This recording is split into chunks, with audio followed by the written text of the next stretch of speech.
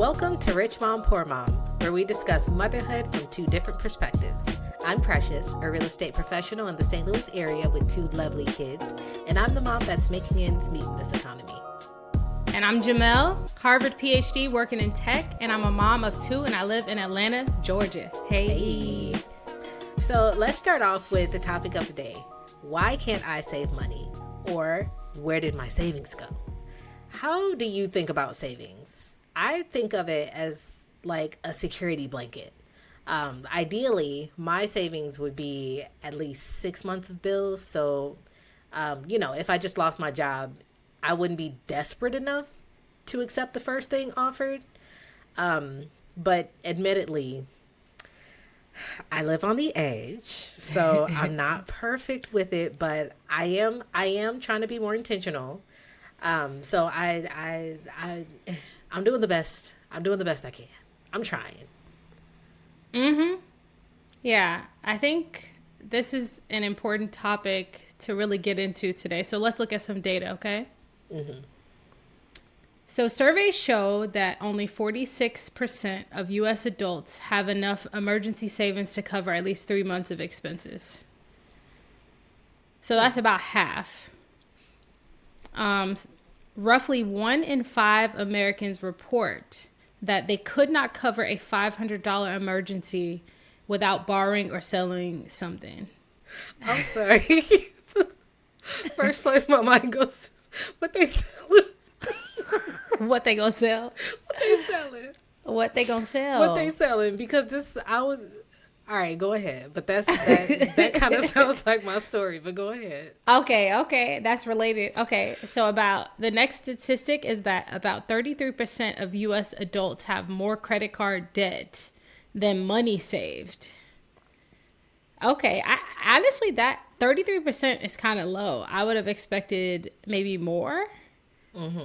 So a third of people that you meet have way more credit card debt than they have money saved. Okay. So the next one is, according to Bankrate, only about 1 in 4 Americans, so 25%, report feeling completely financially secure. So half of U.S. adults worry daily about their personal finances. That makes sense to me. Yeah. And let's look at some parent-related savings data. So according to CNBC, 60% of parents go into debt for child-related expenses. And then 43% of parents have reduced their own retirement contributions or dipped into their emergency savings to help their adult children. So that's interesting because this is people who have older kids and they're actually not able to retire, and they're also not able to maintain their emergency savings because they're actually helping out grown people. See, and I feel like that should make you feel better because it's not you. It really be these kids. Yes. It was never me. I think I'm good with money until you put these kids in the equation, and it's like, that's where all my money's going. I feel no shame. Yeah. We're going to get into it. Okay, so now it's time for our story time segment. Precious, do you have a rich mom, poor mom story to share this week? I do. So, oh my gosh, I remember this time. I'm not going to say this one time because I really don't remember how many times this happened, but I only remember feeling it so hard this one time. So, you know how you're on social media, you see all these challenges to save money, where it's like save this much per day or per week or whatever. So I decided I was going to do it. I was going to start one. I was very excited to do it. And I know myself. I don't stick to these kind of things. So I'm just like, okay, let me just start on the high end. That way, if I don't make it all the way through, then I've saved at least a little bit of money, right? What you mean like start on the high end? I think they have you start off at like, maybe if it's like a 30-day thing, they'll have you start off at $1. And then the next day you do $2. you put away Okay. $2, and then the next day you put away 3, and then so on until, you know. I got And you. so instead of starting at the low end, I started at the high end. And so that's what I did. And of course, I did not finish. And I don't know how, but I just forgot all about it. And so there was this one month, it must have been a really bad month. And I just remember I had nothing left. Precious, quit playing. I had nothing left. I would pull out my pockets and it was lint. And I understood what it felt like. You know how like when you on those cartoons where they pull their pockets up and it's like Yes. flies and like Precious. dust in the air? That's how Be I for felt. real. I had nothing. I looked all Wow. throughout the house. I was looking for change. Oh my goodness. I was looking for change. I was looking for like the little kids' piggy banks, and I'm like, I know I got something. I know I got something, and I didn't have nothing. Was the rent And already paid, or what was the no, situation? the bills were paid. Okay. It was okay. just like dinner. Was it really Okay. dinner no more? Like I Okay. couldn't, because what I do, I don't go grocery shopping. I don't like grocery shopping. I go every day and get what I need, and I make what I need for that night until it leaves, and then I go back to the store and get what I need. I couldn't go back nowhere. I didn't right. have it. Right. And so I'm just like, oh my gosh, I don't know how I got here. And I'm just like, okay, I still got a week till payday. We just gonna have to make it stretch. We was eating oatmeal. The food that was it, we had to eat vegetables. Precious. The vegetables that, that we buy, but we don't eat all Precious. of it. We had to, it was like, I couldn't do nothing. And I'm just like, wow, I have nowhere to go because I have no money. So that's just how I was living. Anyway, fast forward, I think the day before payday, something just popped in my brain. Wait a minute. I saved some money. I did save some money. So I went into these envelopes. Mel, it was like $300 in there. Precious, please. It was like $300. And when I saw the 50s, I'm sorry. When I saw the 50s and the 100s and the 20s, I didn't know what to do. And I'm like, wow, I could do so much right now. I could do so much right now. I could go get, but then I said, wait, I've learned how to make do with what I have. And payday is tomorrow. And so I put the money back and I just acted like I never saw it. But it really made me see, like, you really be doing unnecessary stuff with your money. And it made me realize what position I could be in and how much I needed to have saved something like that. Because what if it wasn't just food that I needed? What if it was like, Right. like a repair that I needed or something like that? Right. That's where that money should have went. And so I think that right there really taught me, okay, you be playing and you really need to be saving your money. Wow. It felt so good to find it. Mel, I was praying. How was did you- praying, and I could not find it until that last day. And I'm like, wow. What was you gonna do With what? if you didn't find it? If I didn't find, I mean, payday was the next day. So, I mean, Okay. It was what it was. I had gone through the week struggling. I had struggled by Right. then. And by the end of the week, I had learned how to do it, Right. you know? So, So what ended up happening to the $300? I mean, eventually I put it in the bank and I, put it with the rest of my savings. Okay. But yeah, I didn't end up spending it because it was such a good feeling Yeah. to find some money. I was just like, oh my gosh. What did you feel? Did you feel like proud of yourself, or did you feel like I just felt like I relief? won the lottery. I felt like I had won the lottery, and I'm like, oh my god, like it was like finding treasure. It was like finding treasure. But it was also like I am very proud of myself for Yeah. like I was freaking out. I was like, "Oh my gosh, we still got a whole week left." And Right. I was very proud of making do with what I had. And I think it was a new skill that I learned. You know, when you struggling like that and you got to figure out how to get it. You know what? I think all people should struggle a little bit. All people should go through this experience of Some kind of struggle just because, well, maybe I don't know. It taught me a lesson is what I'm trying to say. I feel like, but you're like a much more like maybe calm person. Like I have so much anxiety that I can't.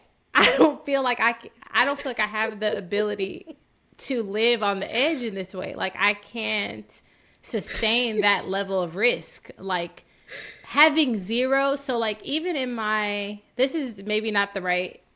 I'm trying, like, maybe this is an insensitive thing to say, but like, so like, even in my bank account, like, once I left college, I realized that I could never go to zero.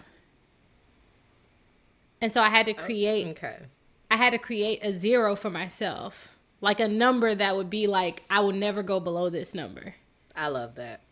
And but it's because like, I will have a panic attack. Like, I can't. I see what you're saying in terms of like learning to make do with less, but I also feel like some of us have a very low tolerance for risk, which is funny because in our family, I feel like people have a very high tolerance for risk. Like people really live on the edge, and it causes me like secondhand stress. Yeah. Yeah. It's a little concerning sometimes. I mean, It'd be like, dang, okay. But I mean, that's that skill. yeah. I guess they learn how to do it. Yeah. I do feel like I could figure it out. I think maybe I've also developed the skill now of like seeing it ahead of time. Like I'm going to like do that analysis like 3 weeks before and say, okay, if I do X, Y, Z, then I'll be at zero in 3 weeks. So I just can't do those things. Right, okay. Ugh, see, you be thinking. Yeah. I don't and see maybe that's a priorities thing. Because I just really be trying to enjoy my time. And so you know what? My intentions are really good. My intentions are really good. And I'm just like, you know what? We gonna save and we gonna do this, and I be having a plan. But then one day I might be feeling down and I'm like, you know what? Tomorrow ain't promised.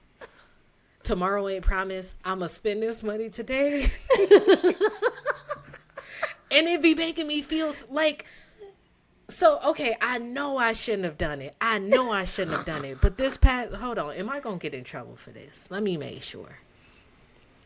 I don't think I'm going to get in trouble for this. Last week,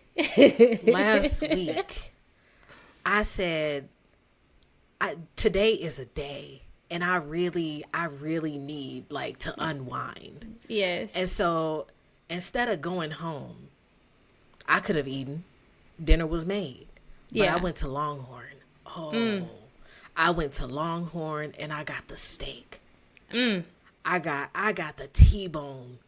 Wow. Not only did I paid the upcharge for the Did you get asparagus. the mashed potatoes? Oh, yeah. No, I got the asparagus and the Brussels sprouts. Oh, yes. Yes. And then afterwards, I got dessert. I got dessert. What was and the when dessert?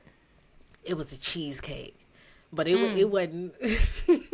It wasn't with the strawberries on it.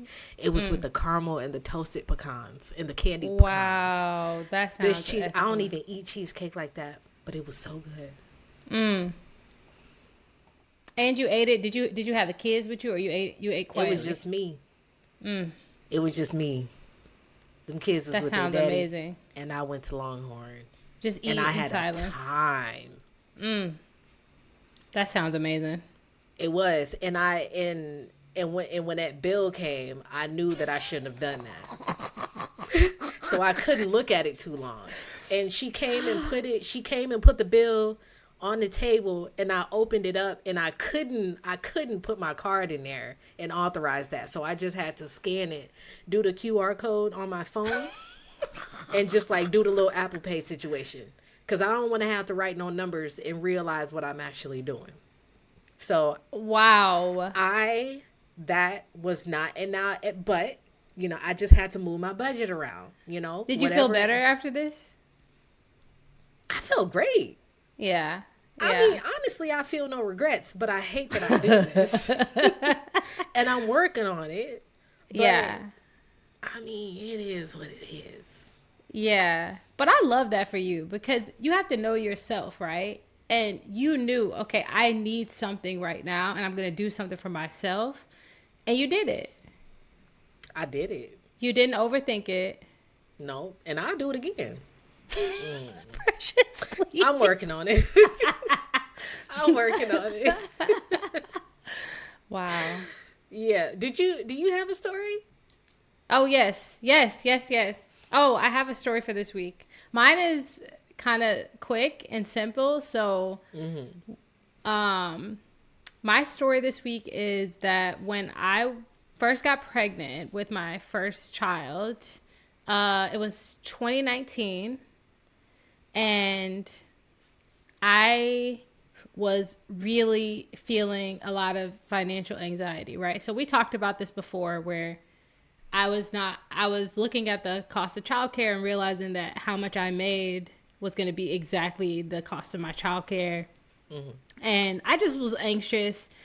The funny thing is, like, sometimes I'm so anxious that, like, even though I'm thinking, it's not like all the way logical. So I came up with this plan where I said we have to have money saved when the baby comes. And my husband, he was like, well, yeah, I agree. Like, I think we're in okay shape. And he was like, how much are you thinking? And I was like, $12,000. $12,000. And so this was kind of like an issue between us because he was like, okay, can you explain your analysis? Like, how did you come up? How long was you supposed to be pregnant? Okay. No, literally. Go ahead. At this time, I guess this is almost half my salary, right? Like, I made like $36,000 at the time. So my husband was just like, Jamelle, like, where is this money going to come from? And like, also, what do you need this money for? What are you going to do with this money? And I was like, I just want to feel safe. Like, I just need to see it in my account. Like, I just need to see that we're okay in my account. And he was like, this doesn't make any sense. Like, do you have a spreadsheet? So he always puts together these like spreadsheets, and then we'll sit down and he'll go through like his analysis on, oh, do we have enough money to take this trip? Or do we have enough money to add this to our budget? Like, this is his approach to our finances. So we have these financial meetings regularly. And in the financial meeting, I was like, look, I don't have a spreadsheet. Okay. It's feeling like 12. It's feeling like that's how much you need to have a baby. And he was just so frustrated with this. And so, yeah. So, I mean, the crazy thing is, it's feeling like 12. That feels a little specific. That's it, right? That sounds like you got a plan. I'm thinking back and I'm like, I probably was thinking if our childcare is $3,000 a month, then that would be 4 months. Okay. Right? So anyways, I'm like, so the crazy thing is we do end up reaching our goal, right? And unfortunately, this is one of the things we talked about before with, I had not developed my boundaries with my family yet. And because I didn't have an actual like need for this money, like now that I'm thinking back, I'm like, that should have been gone to my kids for 529 or my 401k. That's unfortunately not where that money went. My younger I see where one of my younger cousins ended up having some housing insecurity and needing to come stay with us or visit us in Boston. And like, it just ended up being like a long journey of support. And actually, I think it started when I was in labor and he went to jail and we got a call. I think my husband was on the phone, like making a payment while I was in labor to help get my little cousin out of jail. This is like crazy to think about now. But so it started with that, trying to help him get out of jail, trying to help him like figure out his case. We had to hire a lawyer for him. And then once he came and we got him to Boston, it just was kind of like nonstop in terms of the financial support. So basically the irony is I had this like supposedly financial goal that we did reach, and I have nothing to show for it because we ended up giving all this money to a family member in need. So, and I would love to say that, I guess it would have been nice to be able to say that, oh, that specific amount of money helped this person get on their feet and they never needed anything else, but that is not what happened. Ain't no way. Ain't no. Let me just say, if you ever feel the need, I really want to say, you and your family is the problem. But I'm in the family, so I can't even say nothing. You said, what you trying to say? I'm the problem. I mean, yeah, this is it's a wonder. It's a wonder that my husband hasn't really, I mean, I wasn't gonna say nothing. I wasn't gonna say nothing, but that man holding it down. You said your family is a problem. If you ever, like in my trying time, I'm finna know who to call. I can't believe it now. No, that's why I have all these rules now, though, because I look back and I don't have a lot to show for it. And it was like, I wish I could say, oh, I had put $10,000 into my kids' like college fund, and no, that's not what happened. No, like, dang. But we live and we learn. Yeah, lessons learned. Lessons learned. It's 2026, new year, new year. Yes. Okay, so let's hear from some real people. It is time for our Get It How You Live segment. If you're listening right now, please write in to Rich Mom Poor Mom to join the conversation. Email us at richmompoormom.pod@gmail.com. Let's get into the letter for today. The letter is from Emily, and it reads, Dear Rich Mom, Poor Mom.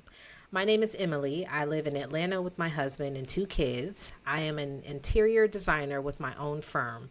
Our household income is $300,000. Financially, we should feel comfortable. However, we do not. We don't struggle paycheck to paycheck, but we have very little savings. We are debt-free outside of our mortgage. I do pay a full-time nanny $30 per hour. My goodness. Our daughter has a birth defect that prevents her from swallowing liquids. My child care has to be flexible due to her medical needs. I also have made quality over quantity a priority, so in the last few months of each year is our high spend because that's when I add or replace things. I have a hobby and like designing jewelry and having it made. I do 1 piece a year. Oh, that's nice. My mom was never able to afford nice things, and so no jewelry, etc. to pass down. And I love the idea of heirloom things that can pass down. So we, in our marriage, made that a priority. So we have 6 higher-end jewelry items that I do wear daily and will pass them down as the kids marry, etc. I budget $10,000 to $20,000 for each project and look forward to it each year. Another example, I do not buy cheaper clothing, but only buy 1 sweater a year, but it will be a cashmere sweater. So I have 5 sweaters total. I started this 5 years ago because I'm hard on things. I'd rather buy lasting items than just wear and toss, etc. This is the lens I use for all our consumption. And in my head, over time, this will be more cost effective in the long run. Question: Why do I feel like I should have more to show for my situation? I feel like I have to explain why my house is not nicer or that I don't have much saved. Mm. Mm. So, Jamel, how does Emily's situation relate to how you live? I think,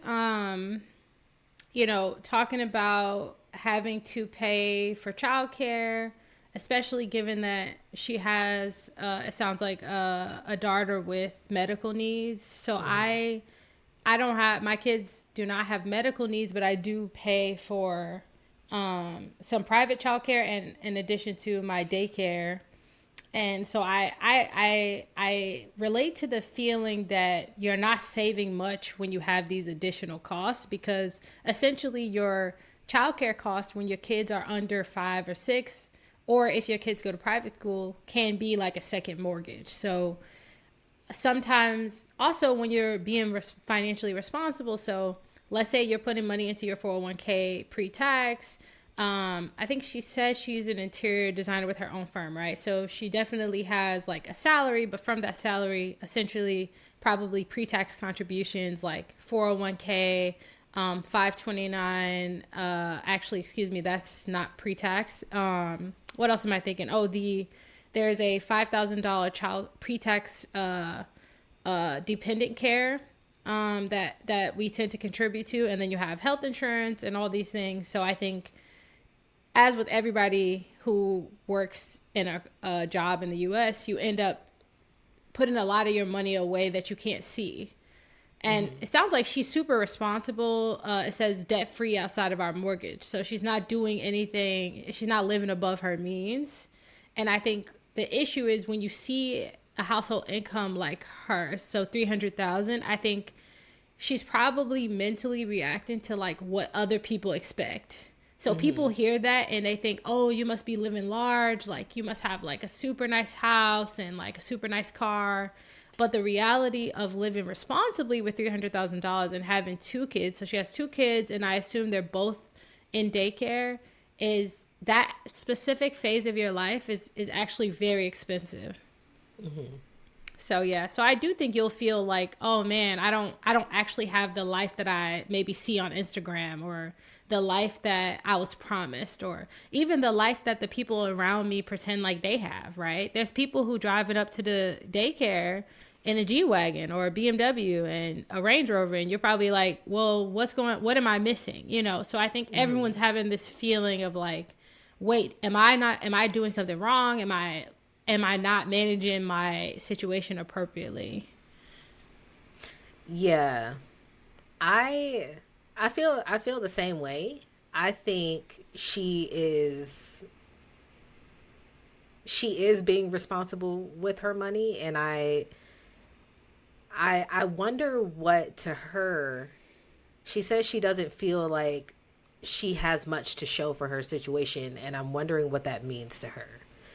Because with her situation and what she's spending her money on, like what do you expect it to look like? And it Right. sounds like it might be, based on the ideas of other people, Right. when they see somebody with a $300,000 income. But the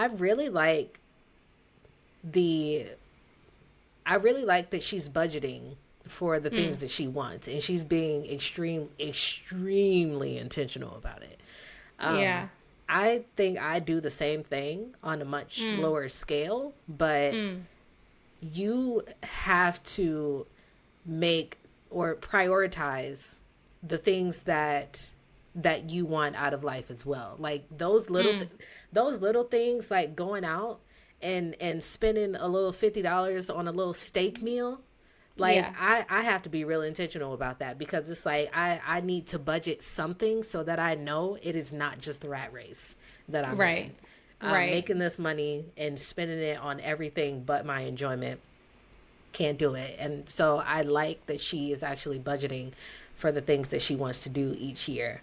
But Yeah, yeah, I do. I never heard of anything like this. Like I would have never thought to do something like this. I think the idea of having like jewelry items that you pass down, again, I have to work through my anxiety because I'd be worried like I'm gonna get robbed. I can't wear a $10,000 ring. Like I can't do it. Like personally. Yeah. But I think this is kind of inspiring to me because I'm like, she reflected on her childhood and said that was something that really stuck with her. It sounds like her mom not having physical items to give her was something that stayed with her. And then she came up with a solution. And I feel like this is pretty amazing. Like, people talk about building generational wealth. And really, I only see people talk about that in terms of like buying property and then maybe potentially actual physical money. But I think I've never, personally, I'm not super into fashion or anything. Maybe that's why. But I've never really even thought about how would you build generational wealth in this way, right? In terms of like maybe having like a ring that you can give to your kids when they get engaged or something. Like, you see that I see that kind of stuff on TV, but I literally, this is like not even in my mind. Like, I would have never thought of doing other stuff like this. Or the sweaters. Like, you say you have nothing to show for it. You have 5 cashmere sweaters. I'm starting to think I don't even know what cashmere feels like. I don't know. I don't know if I know what cashmere sweaters feel like, because, like, how much does a cashmere sweater cost? Uh, you She's asking me very for real? intentional about only buying one a year, and it's making me think like it. Okay, and this is that outside thinking again. Right. At 300,000, and you really like Yeah. these cashmere sweaters, and you're being very intentional about buying only one. I must Yeah. ain't never felt nothing like that. I think, okay, so I think, there's mid-range ones. It depends on the quality, where you can get a cashmere sweater for maybe like a couple $100s. And then there are higher end ones that can go for over 500, closer to $1,000. Okay, so where do I need to go to experience this? Because I don't. Yeah. I thought I had a sweater that just felt amazing. Like Yeah. I could have told you it was chinchilla and cashmere and everything else, but it felt amazing. And Yeah. now I'm realizing it definitely wasn't that. Yeah, I think that's a good point though, because one of the things about what she's saying in terms of not having anything to show is maybe it is true that you don't have anything to show, because if I saw you in this sweater, I may not know that it's cashmere. Like it does have a specific feel to you, like on your body, and people who know may know, but like for the most part, it's not like the heirloom where you actually have like something to physically show people. You know what I'm saying? It's not like a car or a house or something like that that's super fancy. Yeah. So it is interesting to think about, like, yeah, how do you said that this does relate to how you live, in the sense that you do nice things for yourself. Yeah. Well, just in the fact that I am extremely intentional about doing those things, because my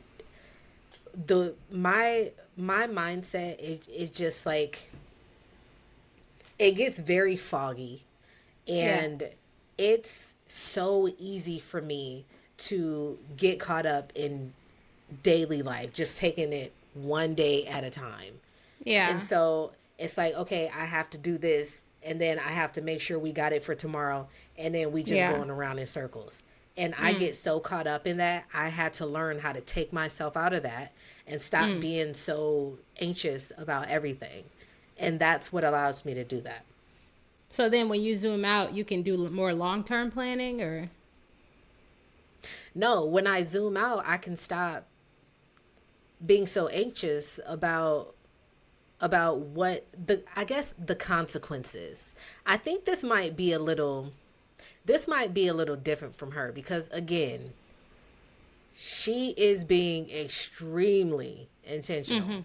And I really like this. It shows a lot of discipline, and it she's does. got a Yeah. plan for it. Yeah. Me, now I'm doing that, but me, I'm doing it for different reasons. Yeah. I'm doing it because if I don't, then I'll go crazy. And so Yeah. I need to focus on stepping out, so that I think, okay, so I think what a popular term this year or last year, I think, Well, really in the time of TikTok, I've been hearing the term free will being used a lot.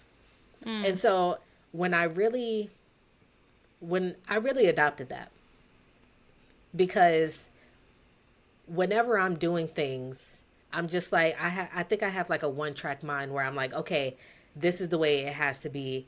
I have to get the kids to school at a certain time. I have to be at work at a certain time. I have to do things or else the world will fall apart. Okay. And I had to step outside of that and say, okay, the world is not going to fall apart. If the kids get to school late, what's going to happen? What's the worst that could happen? If you're late for work today, what's the now for some people you could get fired, but for me, that is, that's not really the case. So I have to say, hey, what's the worst that could happen? And I have to keep saying that to myself, because if not, it'll just be like, oh my gosh, stress. Yeah. And everything needs to look exactly the way that I planned it. Right.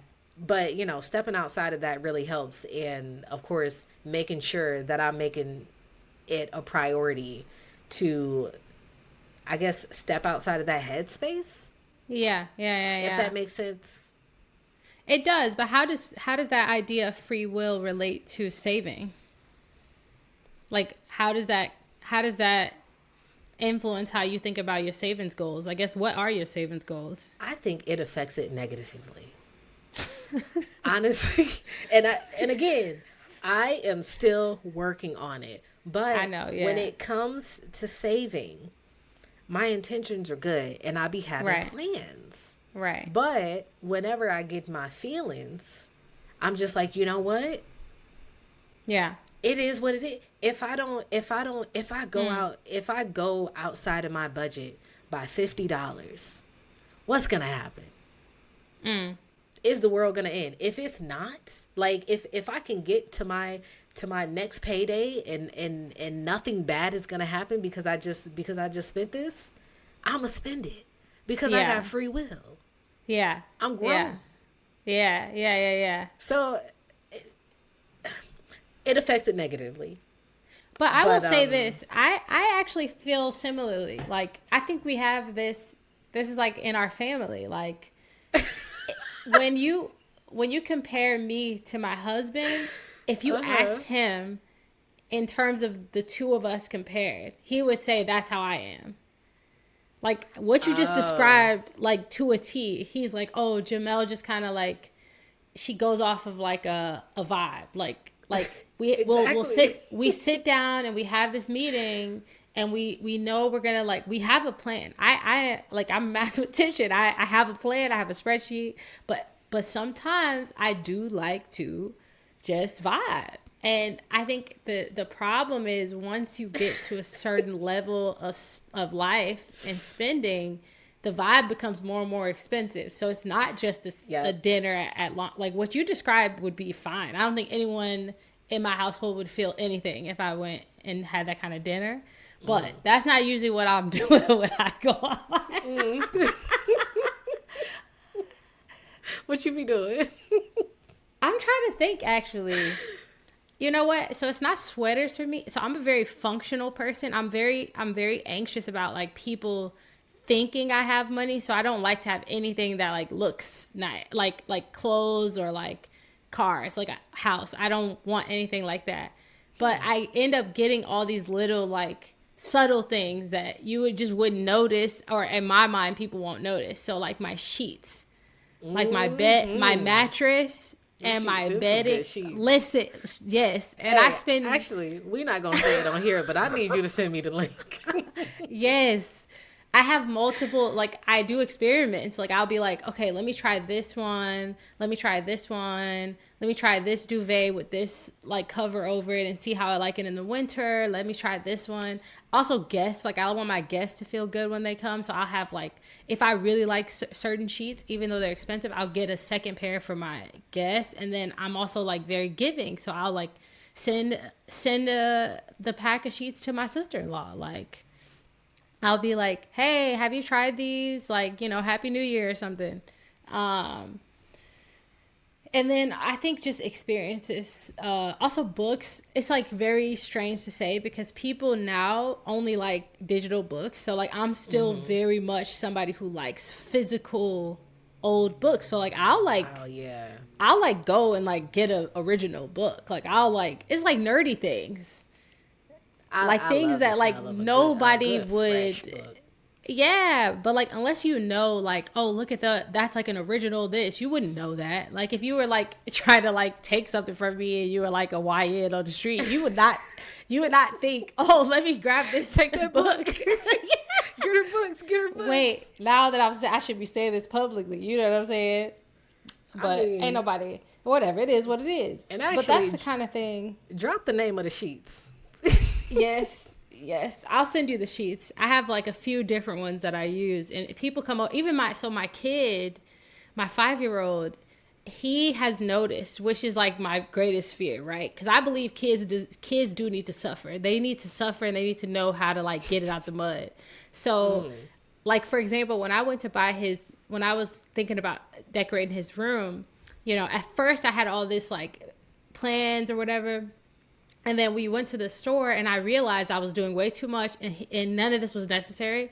And I think I went to Walmart and he was like, I want that. And it was like this Spider-Man, like, or Captain America. Like it was like a whole little set, one of the little sets at Walmart. And he was, to this day, I think this is one of his favorite things. Like it was like $25, and I was over here looking at like Pottery Barn kids for like 300, like crazy things. And even my husband was like, he don't deserve this. The kid sleeps like he's rich. He's not rich. He needs to struggle, right? My husband is an African man. So I'm like, you're right. So I don't buy any luxury items like that for my kids. But the other day, so the one of the best parts about these sheets that I like is they're not fully silk, but they're like close. So they're cooling. So if you're hot, like they cool you off, right? And he is like me, he runs hot. And like literally, like I think it might have been this morning, he was like, Mommy, I noticed that you have like an extra pair of those sheets in the closet because these are guest sheets. He was like, sometimes I'm so hot in my bed, like, do you think I could use those sheets? And I just can't do it. Like I'm in my mind, I'm like, yes, they're sitting there in the house and like nobody's using them, but like he do not deserve these sheets. That's like crazy. he cannot be 5 years old sleeping on these sheets. He just can't do it. Because in my mind, I'm like, when I was a kid, I could sleep anywhere. I could sleep on the floor. I could sleep, and it was like a good time. Like I don't have a memory of like my body hurting or anything. Exactly. And I feel like if I would have been too comfortable, I just don't know if that would have been true. And can you imagine like going away to college and then being kind of like, oh, this bed ain't even as nice. I got to get my sheets. Like, Girl. No. And then don't let them pee on them. This is, oh my God. That actually was the first thing I thought about was like, there's going to be so much dirt and not nastiness. Gosh. He's a boy. He's a 5-year-old boy. I'm like, no, you're not getting my sheets.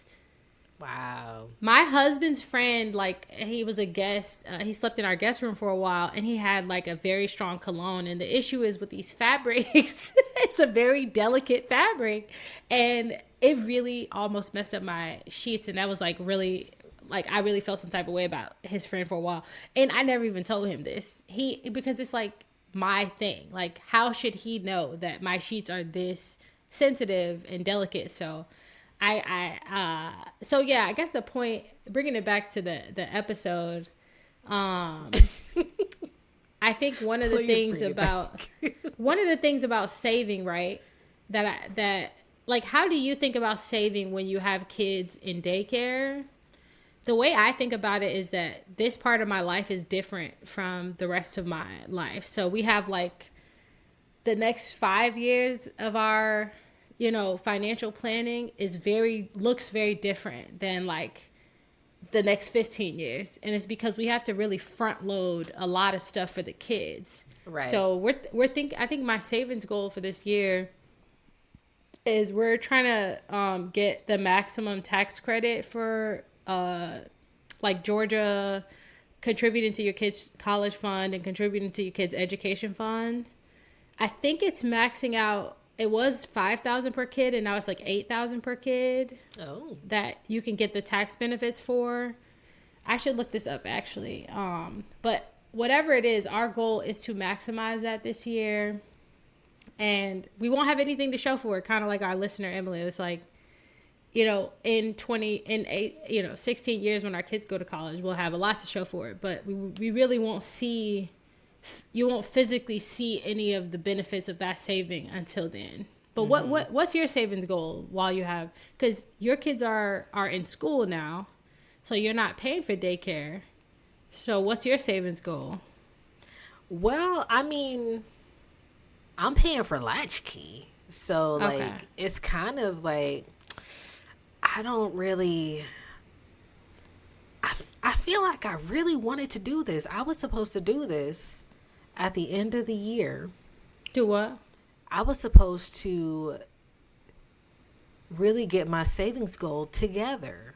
And you know what happened? You know what happened? While I was doing that,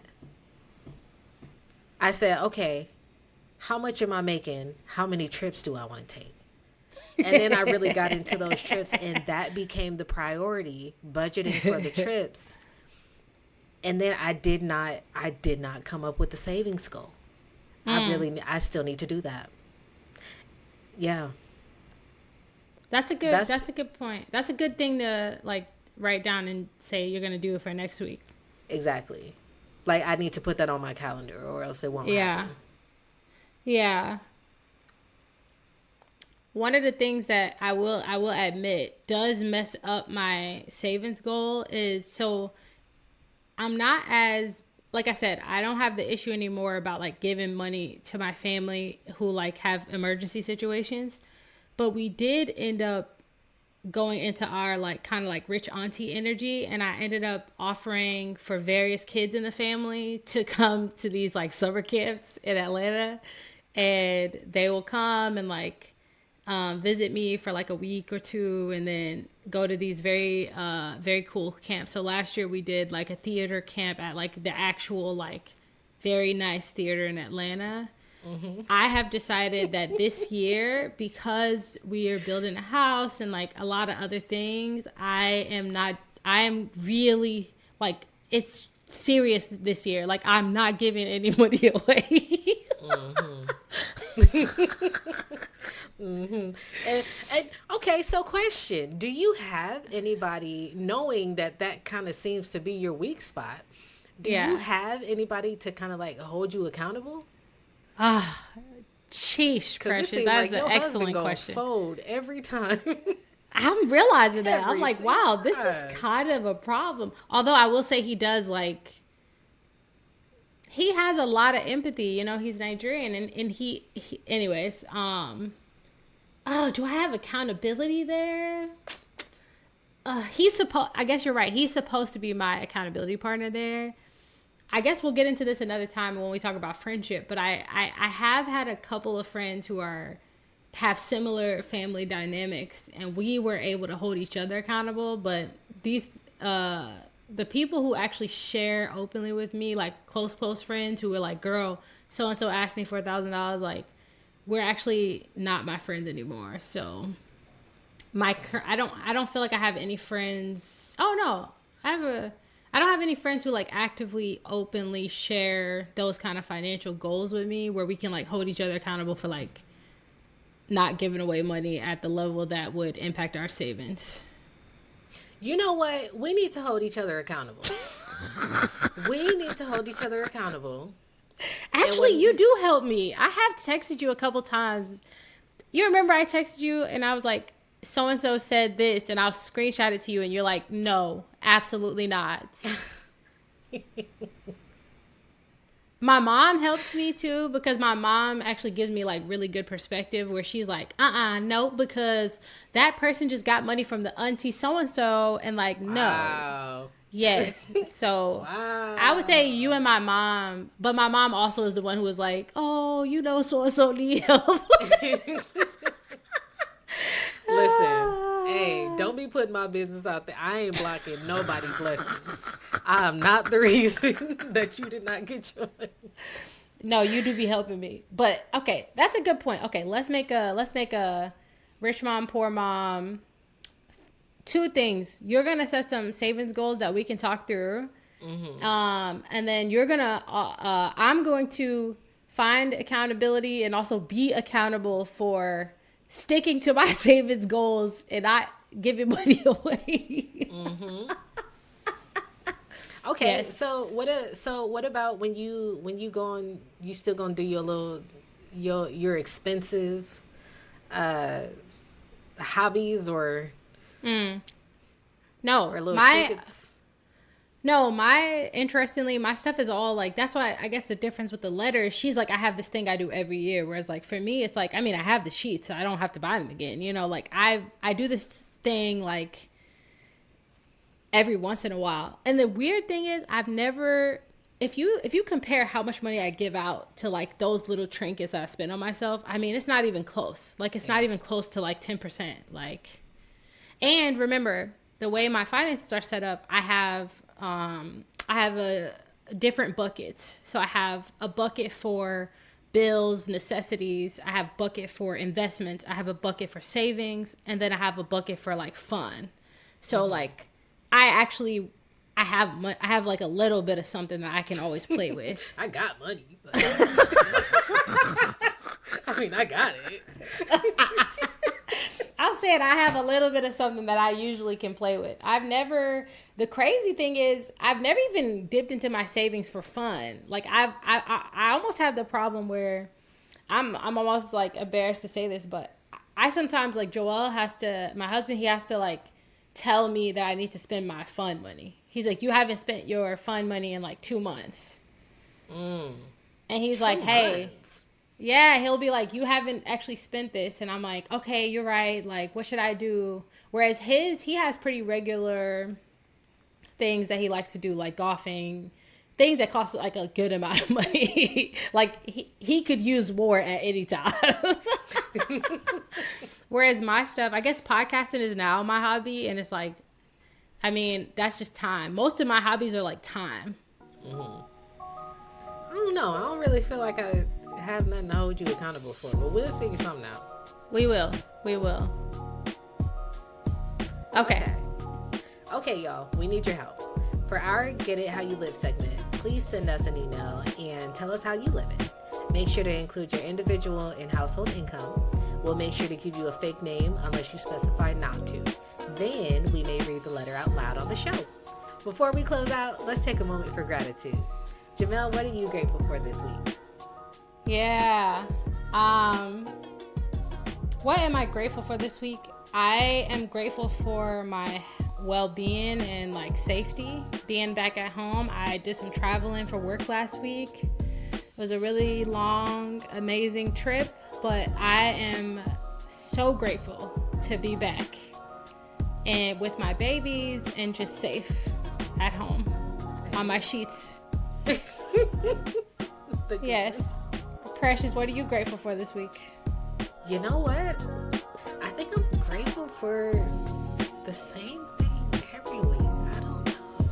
Yeah, you know what? I am grateful for I'm grateful for time. I'm grateful for the ability to be able to, start over as many times as I need to and learn new things and keep trying. Keep trying. We gonna get this budget together. We gonna get these savings together, and I'm grateful for the upcoming accountability. Yes, and I'm sure our listeners are rooting for you and your savings goals. And if y'all have tips too, right? In addition to listening letters, if anyone wants to share your experience based on any of the things we've shared or any encouragement for us, we would appreciate it. Yeah, and y'all hold me accountable too. And then I'm gonna let y'all know how it goes. We gonna hold each other accountable. Yes. Thank y'all for listening to Rich Mom, Poor Mom. If this episode resonated with you, share it with someone who needs to hear it so they know they're not alone. Please show us some love by leaving a review and subscribing on Apple Podcasts, Spotify, or wherever you listen. And leave a comment or send an email to keep the conversation going. We'll see you next time on Rich Mom, Poor Mom.